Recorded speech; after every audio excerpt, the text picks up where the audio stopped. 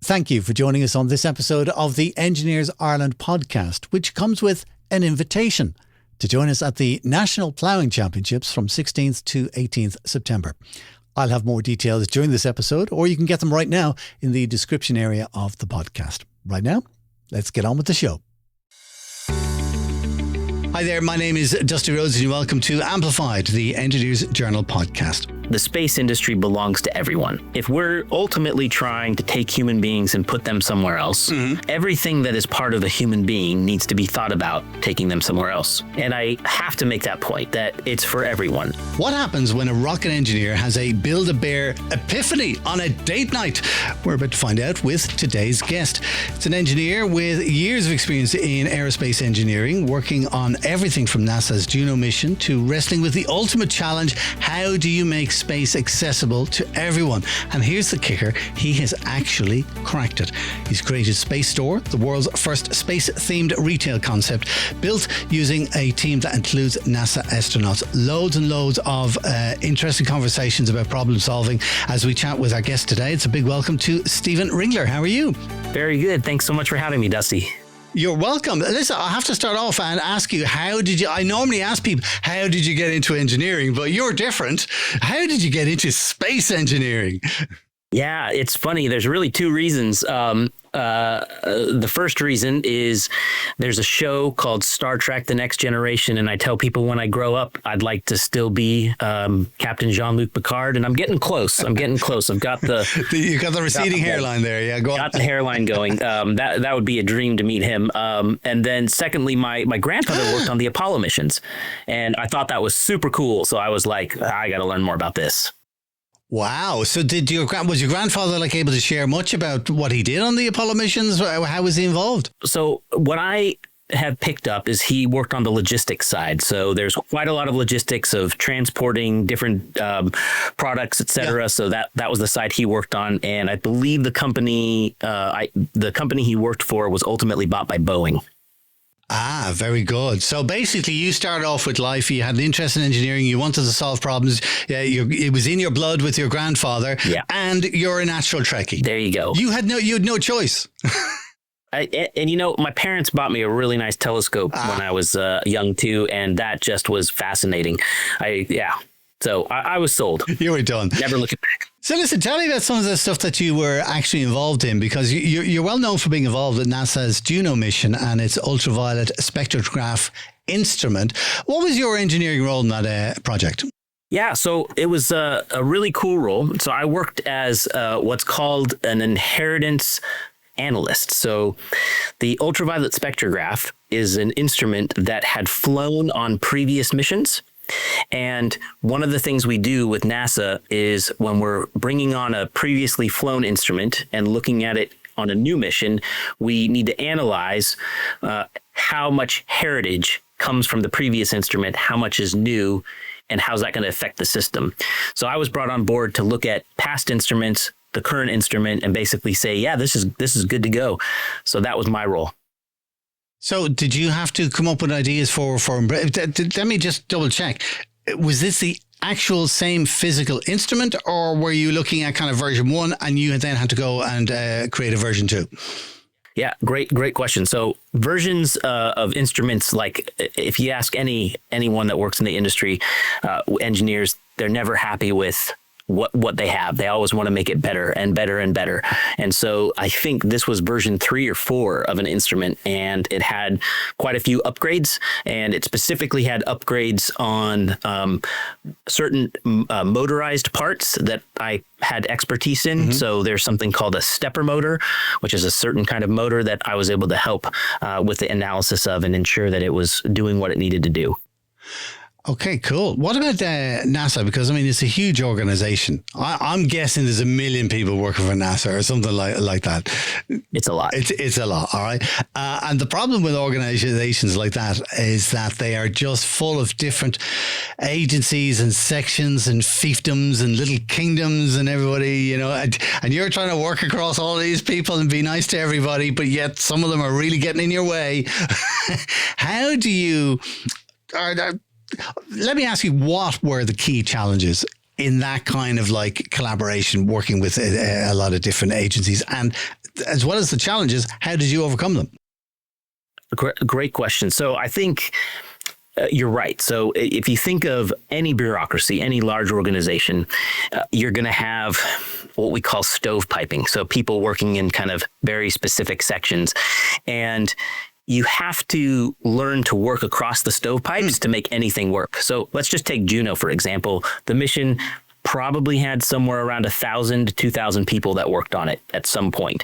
So communication is going to be key. And that's everywhere from the highest level, setting the objectives, the science missions, all the way down to the instrumentation level where I worked, which is setting what instruments are going to go into space. So you have to just learn to be friends with everybody that you meet. So a very important piece of advice for engineers is really always be kind. Like always try to make friends with everybody that you're working with, because you never know when you're going to have to work with them. And it turns out you're going to be meeting lots of strangers on these projects, people that you haven't worked with before, in order to make it progress. Because one kind of interesting fact about space missions, especially ones that go out to the outer planets, is we have very specific launch windows that we fly. So if we don't make that launch window, if we don't hit that date, we don't send the mission, or we have to wait another year or two. So hitting that deadline is very important. That's a hell of a deadline. You don't normally get that tight. Why is the deadline that specific? It really comes down to the alignment of the planets, quite frankly. So it's where the planets are at any given time, because we use something called gravity assists to help us get a spacecraft out to the outer planets as well as to the inner planets. What that means is that a satellite, as it approaches another object, it could be Mars, it could be Earth, it could be any object that we have in space, and we will fly around that object and be able to slingshot around it to get some extra speed. So that's the reason that we have to have them aligned correctly. Okay. So essentially what you're doing, you are engineering a project that is aiming for a moving target. Yes. Everything's moving in space. Wow. I'm trying to come up with an engineering equivalent of that. And all I can think of is like you're trying to build something on a barge on a river that's moving, and you need to finish it before you reach the bridge. That's a pretty good analogy. Okay. I'm not an engineer. I always tell people I'm a sound engineer. That seems to cover it. That's my excuse for getting in here. Sound engineering is great too. I do that as well. And we look at frequency plots all the time on spacecraft, just like we do in sound engineering.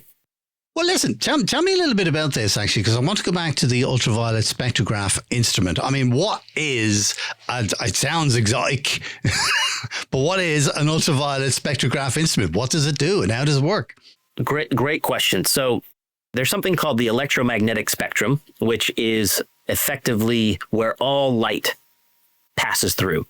And you and I and all the listeners are very familiar with a very, very small section of that spectrum, and it's called the visible spectrum, and that's what our eyes can see. Okay. That's everywhere from the color red all the way up to the color blue and everything in between. But that's just a very small section of it. It actually goes way beyond that. You've heard of radio waves, which might be how some broadcasts is going. Then you've also got microwaves, what we use to heat up our food. And then you can get even into ultraviolet light. And ultraviolet light, we cannot see, but we know about some of the effects, right? Ultraviolet light is one of the things we try to protect ourselves from the sun, or sunscreen. So we made an instrument that can look at that specific light. And in that specific light, we're able to detect things that we couldn't see with our eyes or with the optical. So that's why we have different instruments that run in ultraviolet, infrared, microwave. There's all sorts of different instruments. So occasionally when we see something on the news about, a new galaxy has been discovered, a new star system or something like this, or new pictures have come in from the satellites that are orbiting Earth. I mean, they look amazing. I mean, the color is huge, and it looks like a piece of art, but better. Is that the kind of thing that has been captured by the ultraviolet spectrograph instrument? So the ultraviolet spectrograph instrument works in a very different way than the telescopes that you see. Okay. So the telescopes that we see, like take James Webb Space Telescope, which is the new kind of biggest and brightest and awesomest telescope in space. That works in the infrared. So it's a different light that we don't see. And when you get those images, it's taken just like a camera picture that we would take on our phone. So it comes in as like a square. Okay. But then we can't actually see any of that light. So we have to do what's called false coloring of the information that comes in to turn it into something that you and I can see.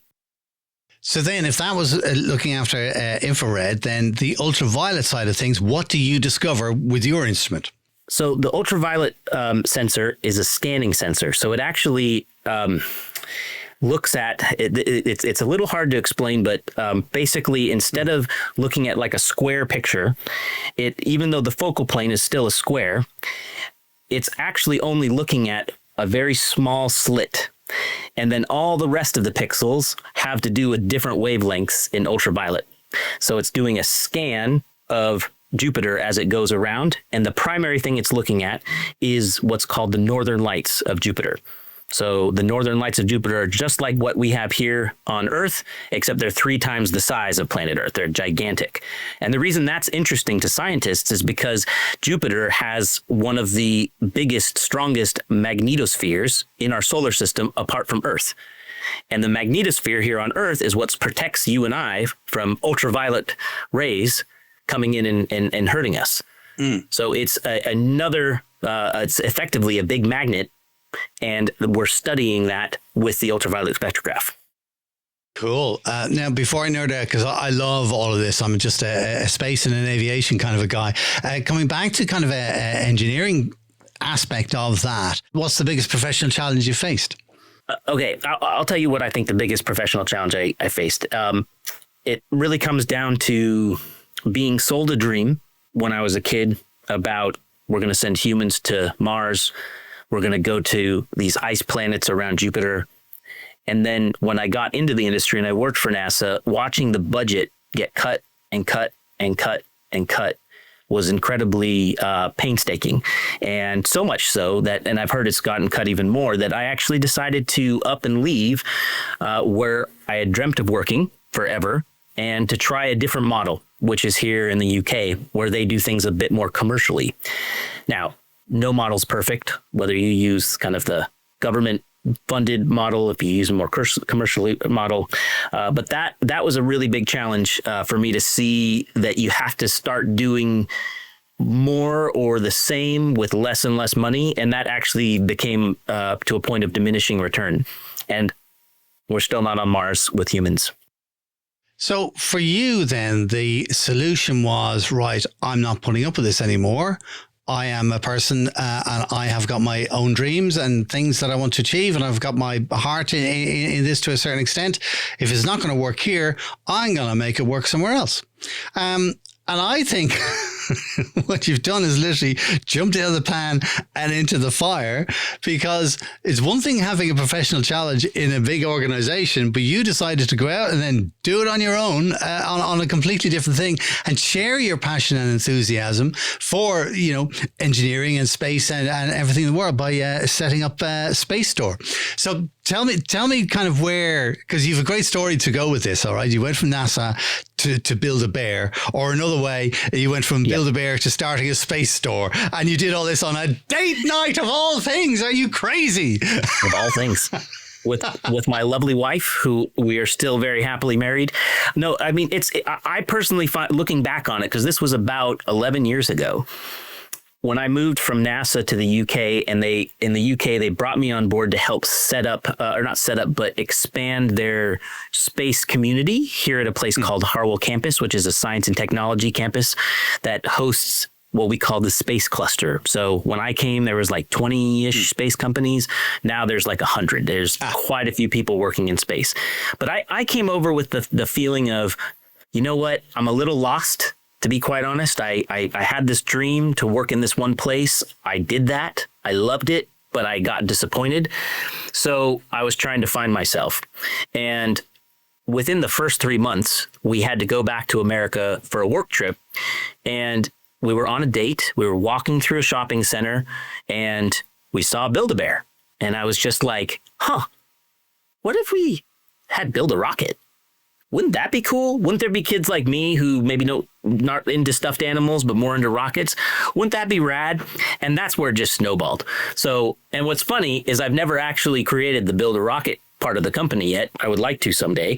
But it just snowballed into this thing about, well, okay, there is still people, there's young people that have the same dreams that I had when I was a kid. But how do we bring that to them, and how do we bring it to them also realistically so they understand what they're getting into? So it's not to say stop the dream. Okay. I think we should still send people to Mars. I think that's a great dream. We should do it. But how are we going to do it? What are the obstacles? What are the challenges, like funding that gets in the way? Yeah. And working cross globally?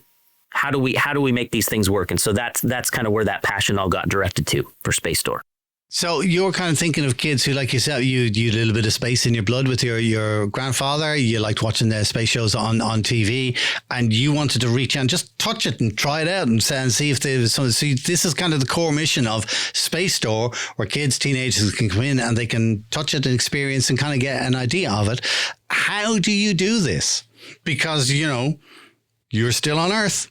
How do you give them a sense of space?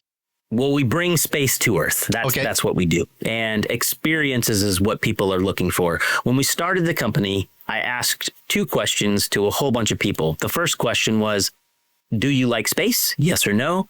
And would you pay for an experience of space on Earth? Yes or no? And it turned out that 96% of people said yes, they like space. 92% said they'd pay for an experience of space on Earth. So I thought, well, that's a pretty good market to go for. That's almost everybody. But of course, we had to pick and choose different categories to kind of start with. And the journey has really led us to doing a huge focus on the education side. So working with young people between the ages of 15 all the way up to 22. But then also I'm sure you said you're a big space enthusiast. Yeah. There's a lot of adults out there that love this too. So we actually work with corporations, and we go in and provide kind of edutainment. And I think of one of my jobs in life is to try to convert people from whatever industry they're working in to come over to the space industry, even as adults. So let me ask you, Stephen, what actual activities then do you offer at Space Store? Give me examples. Well, we do all sorts of activities to get people interested in space. And one thing I know we're going to talk about engineering, but I must make this point, and that is that the space industry belongs to everyone. So if you think about it, if we're ultimately trying to take human beings and put them somewhere else, everything that is part of a human being needs to be thought about taking them somewhere else. So that means we need to think about food, clothing, and fashion. We need to look at architecture. We need to look at design. We need to be able to tell stories, creative writing. We need to be able to tell a history. So I'm mentioning subjects here that aren't engineering and math. And I have to make that point that it's for everyone. And so that is one of the core drivers for us, is that we have activities that cover the gamut. Because as I mentioned, 96% of people like space. Why would we want to close off our industry to only the small 5 to 10% that might pursue engineering? And that's one of the problems that I discovered when I worked back at NASA. And it's not a problem of NASA per se. It's a kind of a global problem we have in our industry, that we focus so much on, you have to study math and science if you want to do this. And then we've really pigeonholed ourselves. And now a lot of people just feel very distant from the space industry. They don't know what we're doing. I remember when, and you might remember this too, when the space shuttle program was retired under President Obama, I had so many people ask me, oh, so the space program's over. I was like, the space program's not over. You still use sat nav to get to where you're going. You still use credit card machines that go through satellites, like, what are you talking about? And we as an industry have had a problem of being able to keep the public engaged in what we're doing. So I want to make that point that it's not just for science and engineers, but we do activities across the whole bit. That's kind of like, in engineering, it's like, scientists and engineers build buildings, and then the other 90% of the population don't give a darn how it was built. All right. But they use it. So it's the same thing in space. So what you're doing is you're kind of showing the 90%, hey, here's the kind of things that you'll be able to do, but we still need the 10% of engineers in order to kind of figure out the problems and put it together. And truthfully, we need more than 10%. And that's part of my goal, and part of why I love Engineers Ireland, because you guys are doing this too. You are trying to inspire more people to join the industry for that exact reason. So I do, not secretly, I want people to get into STEMs or STEAM, science, technology, engineering, arts, and maths. I want them to do that. And we do activities along that way as well. I think one that's really fun is we've partnered with another organization here in Oxford called House of Fun, and they have been doing an engineering activity workshop at schools using a very cool type of Lego kit. It's a Lego kit that effectively, wait for it, can build over 200 different models. And when I found out what they were doing and how they were doing it, I leaped on it and have now become very involved with them to bring the engineering aspect to schools. And we've started engineering clubs, engineering workshops, where I can actually teach kids at the young age of 5, 6, all the way up to secondary school, the engineering process. Because get this, I'm at schools literally every day. I think yesterday I was at 2 or 3 schools, and last week I think I went to 7 different schools, and I have the same conversations with students. And I say, I teach them about engineering roles. What's a procurement engineer? What's a mechanical engineer? What's a quality assurance engineer? They have no clue about what these roles are, but I can teach them the role and then have them do the role while they're building something around Lego. And then I can teach the engineering design life cycle, from requirements to building it, to testing it, all the way around. And that's one of the activities that I've been super passionate about over the last few months since we've started this partnership, to really get that engineering piece in there as well. So that's one example. I've got many more examples I can tell you about. Well, let me ask you a specific question then. I'm an engineer. I'm based in Ireland, going to the UK either for a trip myself or perhaps a quick holiday or a weekend away with family. And I kind of think, maybe I'll get the kids to come along, or maybe I want to see this myself, all right, to inspire that little, career in engineering could be good. Do you have a specific experience that you offer at Space Store that will be good in that specific circumstance?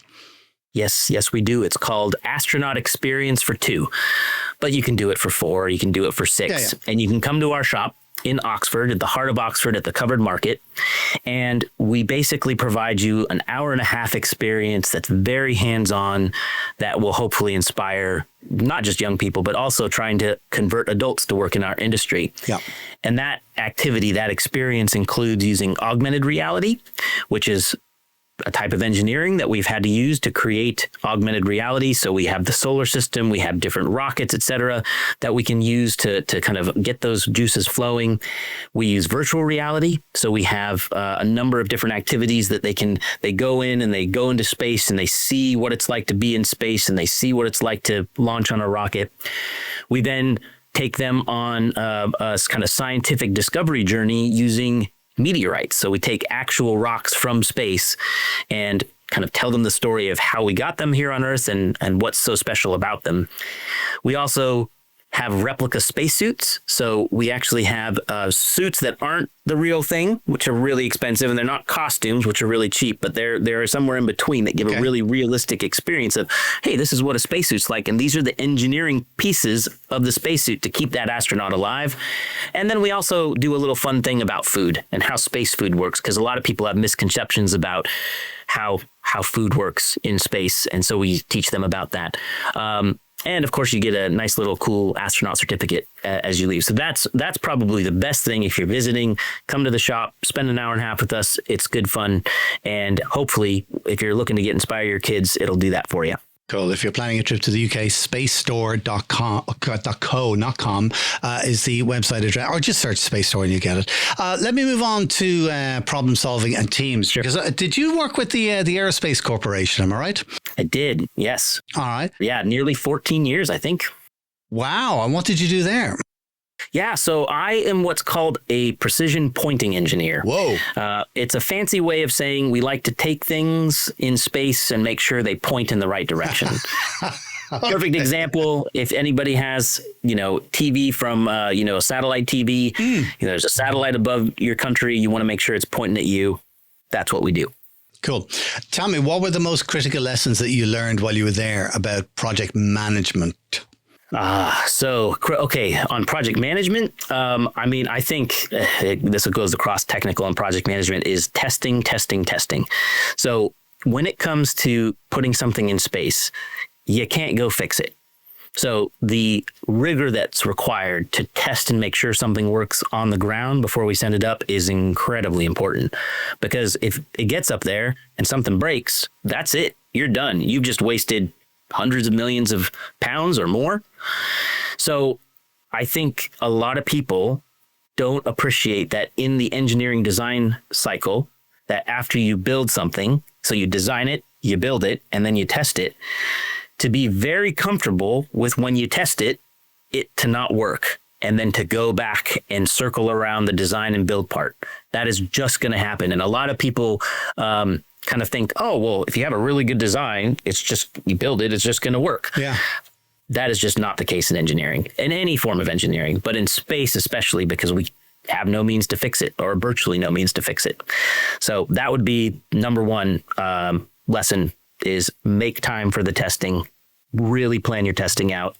Include that time. And do you also make it a point of try to break it? I mean, go out of your way to try and break it? I go out of my, that's funny you say that. I tell people that my middle name is, I'm going to break it. And that's on purpose, because I'm a test engineer as well. And actually, on some recent projects, I've been training up some young test engineers. And I tell them their job is you need to break it. Break it until it stops breaking, and then we can set it. We'll return to our interview in just a moment, but first I wanted to get a quick word in to say that Engineers Ireland are returning to the National Ploughing Championships this month. And we've lined up our most amazing engineering attractions ever, including virtual reality welding, the spacewalk experience, and a Formula One car simulator. You can also explore biomedical marvels and challenge a collaborative robot.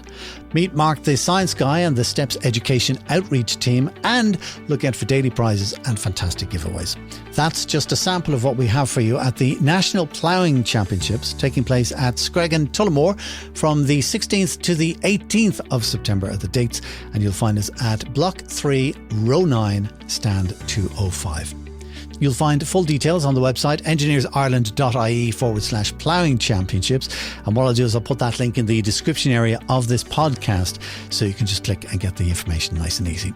That's Engineers Ireland at the Ploughing Championships. Hope to see you there. Right now, let's get back to our podcast conversation. Space. Okay, well then let me ask you then, following on from that, because one of the, I'm going to say in inverted commas, exciting things about space engineering is that things go wrong, and frequently, and things blow up, and talk about breaking things.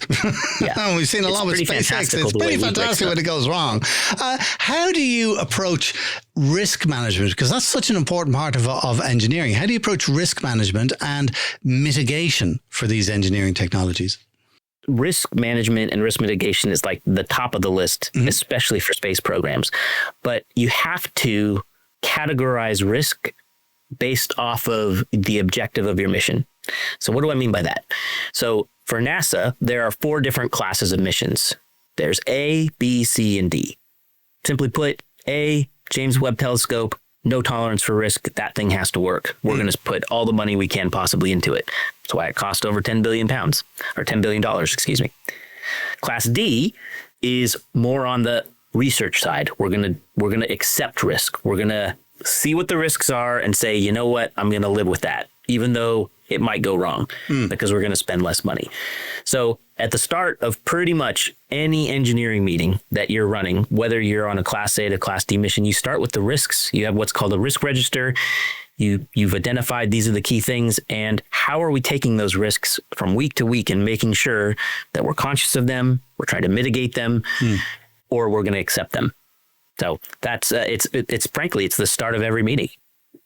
Wow. And you can apply that, of course, to every engineering project across there. It's just a good philosophy.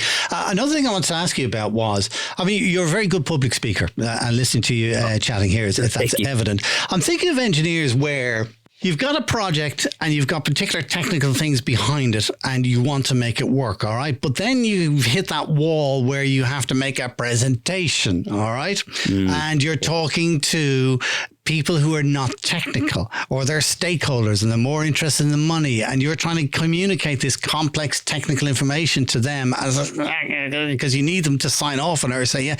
What's your way of dealing with, because you've dealt with some really mad stuff, all right?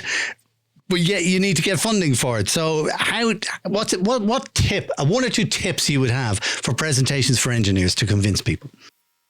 I've got a few. A few tips. The first tip is that people are people. At the end of the day, all humans eat, all humans sleep, all humans have hobbies. So think about every human you meet as like, they're actually probably not that different than me. They probably are interested in something. They probably like something to eat, and they probably live somewhere.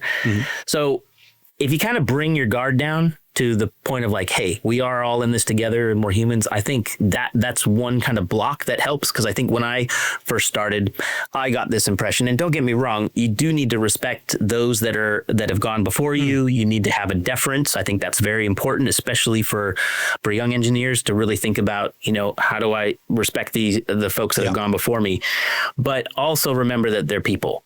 And they've gone through the same path that you're going through. So that's kind of tip number one. It's kind of that mind change about who you're working with.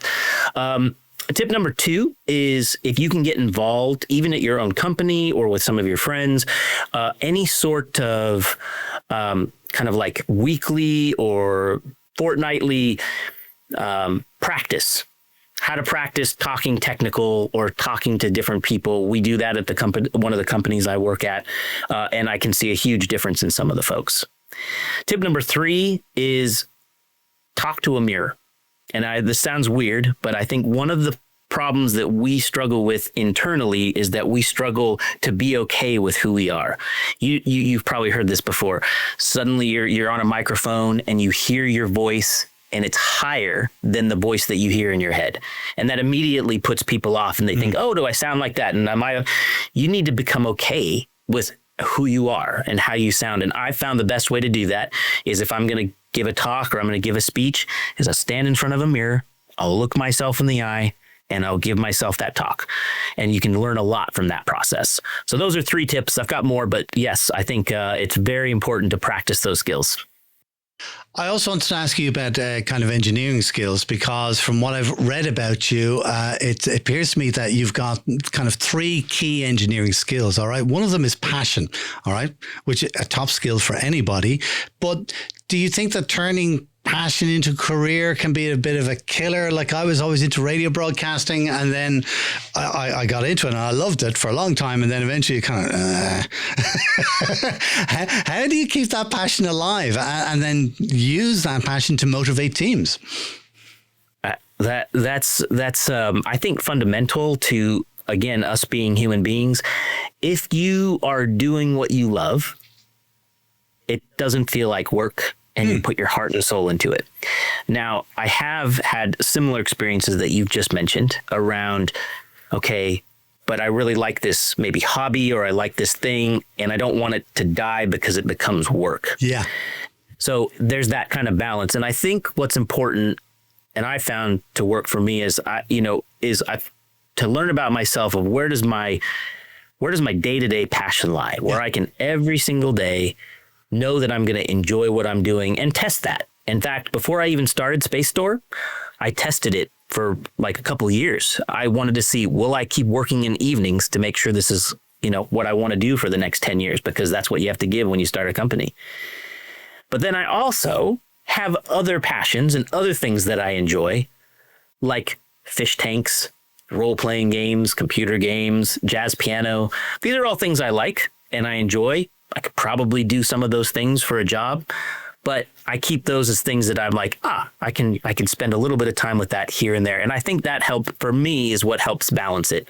But one last thing I'll say is that I discovered this in my 40s, is I didn't appreciate, and you're a product of your parents a lot of times, and both of my parents were teachers, and I didn't appreciate that inside of me was the desire to teach. And now I've found that 50% of my time I spend doing engineering, and 50% of my time I effectively do outreach or teaching. And people ask me, well, which part do you like more? And I'm like, well, honestly, if I lost either of those, I think I would die a little on the inside. So I need both of those things to kind of keep me going. It's funny when you share your passion with other people, their interest then drives your passion. Again, it just keeps the fire going. It's great. Another key skill that I think you would agree with is listening, and especially active listening. Are you able to share an example of where active listening kind of improved an engineering outcome for you? Yes. So active listening, I can't emphasize this enough. One of the pitfalls of engineering is engineers love to solve problems, which is great. That's why we're engineers. We solve problems. But sometimes we solve problems that people don't have. And we'll just go down that path and we will try to make this amazing thing, whatever that might be. And then we make it and we show it to people and they're like, well, so what? Like, I don't want that. Right? And that's where active listening comes in. So there are two kinds of ways that you can do research and develop products. One is called push, one is called pull. And in my experience, 95% of everything we do is what's called pull. That means that I need to talk to the customer. I need to talk to the person that's ultimately going to pay this from before I even draw anything on the board about what's your problem? What's your pain point? What are the things that are driving you crazy and keeping you up at night? And then focusing on that throughout the entire engineering life cycle. So an example that worked really well this last year, I've been leading both from a project and a technical side, a project called Strider, which you can learn more about. We've got a little bit on the BBC. You can see, and it's a robot that is designed to help clean up bad stuff. So things like chemical, biological, or radiological incidents. And it helps kind of clean those things up so humans don't get in the loop. And one of the reasons I think this project has been so successful over the last year is that we got the operators, the biologists, the chemists, the people that, wear the bunny suits, that have to go in and use swabs and sweat to, high heavens. And we got them at the very beginning and said, tell us what your problems are. But not just them. Every month we would bring them in and say, are we getting it right? Are we doing the right thing? And I think that is why we've had an incredibly successful project that's continuing on. So that would be my 2 cents on that. The third key engineering skill that I wanted to ask you about was drive. And specifically, we all have bad days and we all have setbacks. Yeah. How do you maintain drive with yourself and your team? That is probably one of the hardest parts. And I think another word that folks might use is something called grit. Maybe, I don't know if we use that in Ireland or not, but this idea of how do you make it through when you're having a bad day? And there's a lot of different skills, a lot of different things you can do. One that I found has been very helpful for me is something called positive self-talk. So this is a technique that falls into something called cognitive behavioral therapy. And that's where you can't really change your feelings, but you can change your thoughts. And by changing your thoughts, you can help get through tough feelings. And so being able to self-encourage yourself is one of those things. I think another thing is to keep your eye on the prize. So if you think about, take Space Store, for example. 10 years ago, it was an idea at a shopping center with my wife, like walking by Build-A-Bear. Then it eventually became something on paper. Well, now we actually have a shop. Now I actually have a business that's been profitable for the last year. It's actually working. And if I had given up 3-4 years ago during COVID, when I had to put all of my life savings into the company to keep it going, we had to do everything we could. It was at that time, it was at that hard part where you had to really have that inner fortitude and that drive. And remember, the prize is still there. Keep fighting for it. And also, I mean, the third thing I'll say is you got to surround yourself with people who have gone before you. So I am very keen on mentorship. I have multiple mentors. They can be older, they can be younger. It doesn't really matter. It's people that maybe have done what I would like to do or what I'm trying to do, or maybe are doing the same thing at the same time, and keeping those people around you to just say, no, keep fighting, keep doing it. It's worth it. Those are the things that I think really have helped me with drive. I usually like to end a chat with asking, where do you see yourself in 5 years' time? It's the ultimate question that everybody hates, right? But you're a wee bit different, Stephen. Can I ask you, where do you see the major long-term benefits of space engineering for humanity as a whole over, say, the next 20 years or even up to 2050? I love that question because I think that's one of the things that should continue to drive us to go to Mars, to go to the moon, to put people in space, because the technological benefits that we humanity have received from space is just mind-blowing.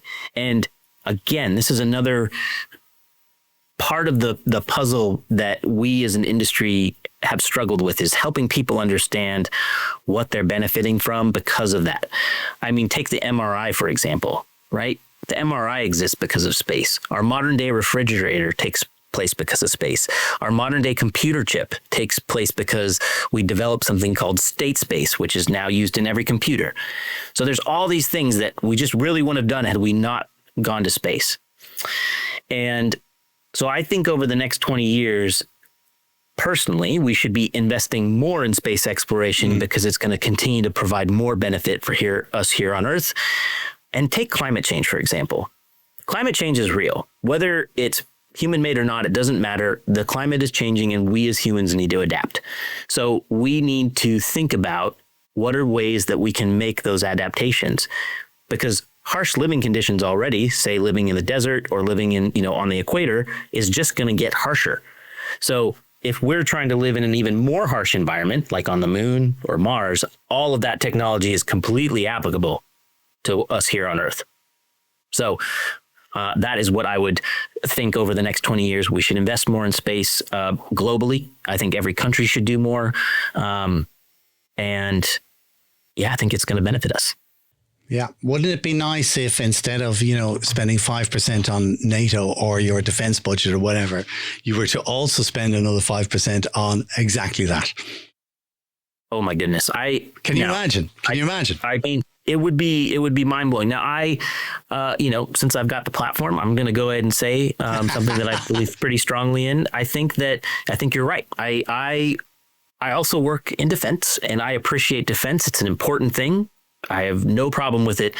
But to your point, I think there are ways that we could vector money towards things like education and research that are going to help make our world a better and more peaceful place that will benefit us in the long run. So absolutely agree with you on that. If you'd like to find out more about Stephen and some of the topics that we chatted about today, you'll find notes and links in the description area of this podcast, including to Stephen's website, which is spacestore.co. But for now, Stephen Ringler, a managing director. Oh, hang on, what is it? Stephen, I blow things up for fun, Ringler, yes? Yeah, that's what I do.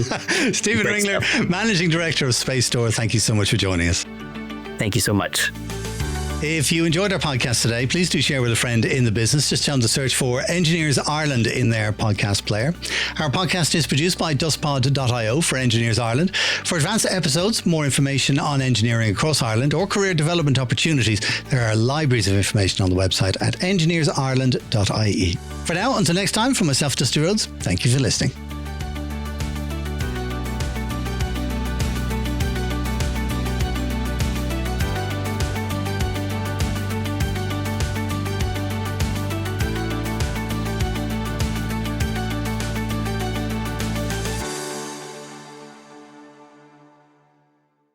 Engineers Ireland membership delivers with access to the exclusive EBSCO library.